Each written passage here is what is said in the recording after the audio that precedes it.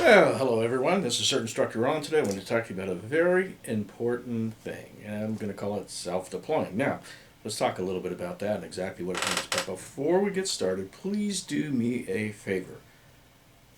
Like, comment, and subscribe. So, if you have ideas, or you agree, disagree, or whatever, please leave a comment. Let me know, and we'll address it in some video perhaps later.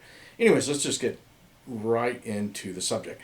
So, living here in Tornado Alley, we hear a lot about people wanting to respond uh, in a disaster, and that's noble. I've seen people show up, your what we call SUVs, um, spontaneous untrained volunteers, show up wearing shorts, flip flops, and whatever, wanting to help out. So I understand that they want to do something for their community, but you as CERT, you've been trained to go out and respond as well. But let's talk about what is the definition of self-deploying. So your emergency manager, whoever you're accountable to, may have a little different concept. It's probably going to be pretty close to what I say. But the idea with CERT is, as you know, is you're trained to respond perhaps in your workplace. Maybe you took the course at work. Maybe you took it for your community. So what they tell you to do is go out and really get familiar with your workplace hazards there, and the same thing in your neighborhood. So if you decide to go across town because there's been a tornado and just jump right in, well, that's self-deploying. So you're supposed to work with emergency management. So we're going to cover some of this stuff according to the materials that we find in CERT, and also some of the stuff that, well, when I took wide area search. So let's get right into it. So let me grab my cheater so I can read. It's going to happen to you someday. All right, so first of all, basically, one of the things that we can actually do to help out is when the local resources are overwhelmed, and it's going to affect things like communication, transportation, utilities, damaged roads, may restrict access to emergency response agencies in critical areas. So, for a period immediately following disaster, up to 3 days or more, could be a real problem. Now, I've been in areas where it's flooded, and of course it was longer than that. Some places were basically an island unto themselves. So, we know the concerns there. People are going to need water and food and first aid and shelter.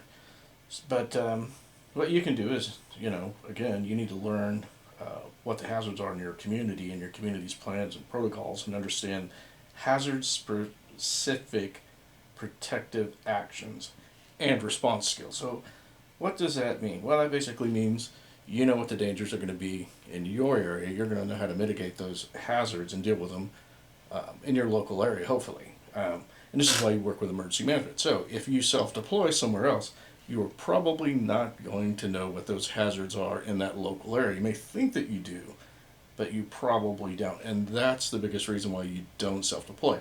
Also, again, you're going to want to be in communication with somebody somewhere that can tell you what to do, how to handle things. So that's why, again, communications is very important. I advise everybody to get involved in ham radio if you're able to. It's not that hard to get your license. Definitely will add to your effectiveness in a disaster when communications fail. Some other things that you're going to want to definitely look at is training and practice, and working together with other people so that you can do the greatest good for the greatest number of people in a disaster.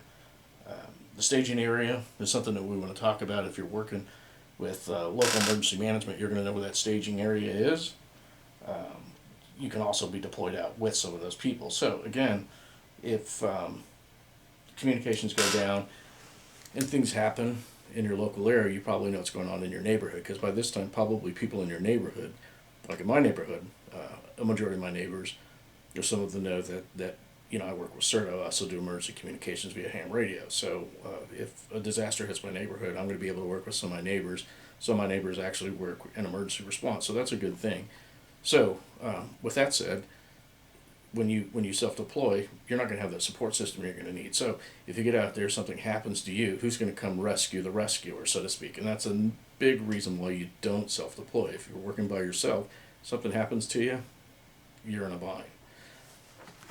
And that's out of the CERT book for the training manual. So I'm going to jump over here, and we're going to talk a little bit about wide area search. Now you guys can probably see those four cards there, and basically It's how you're going to mitigate dangers that you're going to run into. It's also going to look at the effectiveness of the team.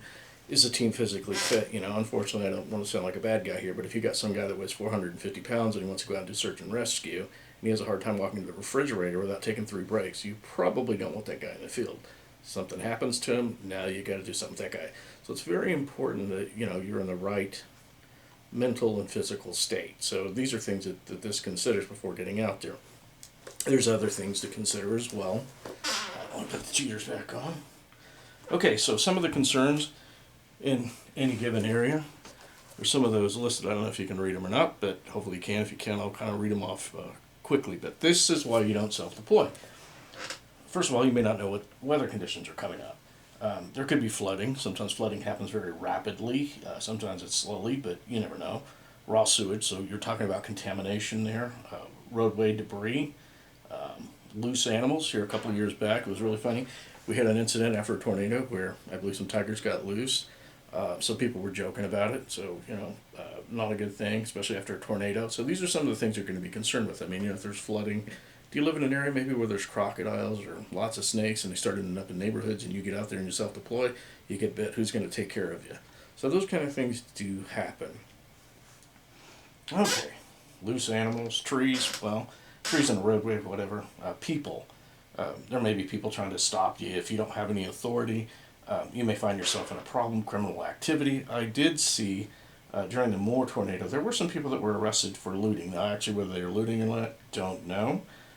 There are things like electricity, gases, utilities, and things. One of the things I'd advise everybody to learn how to do, if you live in the country particularly or could respond out to a rural area, is make sure you know how to turn off propane. I'm going to say it again. That's one of the things I don't really cover specifically in the CERT course, but it's really easy. If you can turn off a water faucet, you can turn off a propane tank. Other things to look at, hazardous materials. So if you go out and use self-deploy, you may not know about the paint shop up the road or wherever that's got hazardous materials that's gotten in the water, gases, structural collapse. I mean, you've been taught how to do that most likely. But again, civil unrest. So some of the questions that you want to ask yourself is, do I have the proper equipment? Whether it's tools, pry bars or whatever, chainsaws. Do I have the right PPE? Do I have the proper training? Does the risk justify the benefit? And what is the safest manner in which you can accomplish the task? So these are some of the questions that you have to consider before you go out and self-deploy somewhere. So again, maybe you have some of the tools, but you haven't trained on them properly, so you end up injuring yourself. And this is why you really need to work with emergency management. So again, I'm just going to strive to everybody, if you've taken the CERT course, try to maybe get involved with your local emergency manager.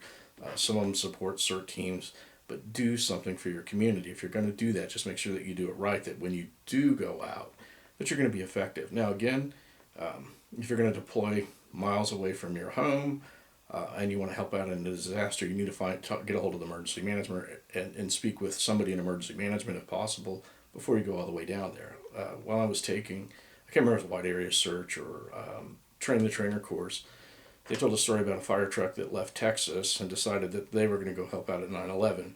They didn't contact anybody there. They just showed up with a fire truck, and well, unfortunately, they had taken up collections and they had enough money to get to New York, but really not enough money back. And so, you can run into problems self-deploying. Now, is that self-deploying? I guess some people would argue it. Driving somewhere and asking if you can help, I don't really consider that self-deploying. Maybe you're going to check. I'll normally call somewhere to see if they need us. But, you really got to consider that if you're just going to drive and jump out of your vehicle and start helping people, that is self-deploying, especially when it's not your home neighborhood or your workplace. And the biggest reason is, again, you don't know what all those risks are out there, and you could be endangering your life and as well as other people's lives. So you need to know these things before you deploy. And again, that's why you want to work with emergency management. That's why you don't self-deploy. If there's any questions, leave them in the comments. I'll try to answer them the best I can. But again, if you're CERT trained, you need to be working with somebody in emergency management. So I hope that covers things. And again, I ask you to like, comment, and subscribe. And we'll cover other things. I'm probably going to do some other videos on working with animals and things in disasters and other things. So if you have anything that you'd like me to cover and talk about from a CERT perspective, please leave it in the comments. And thank you for watching this video.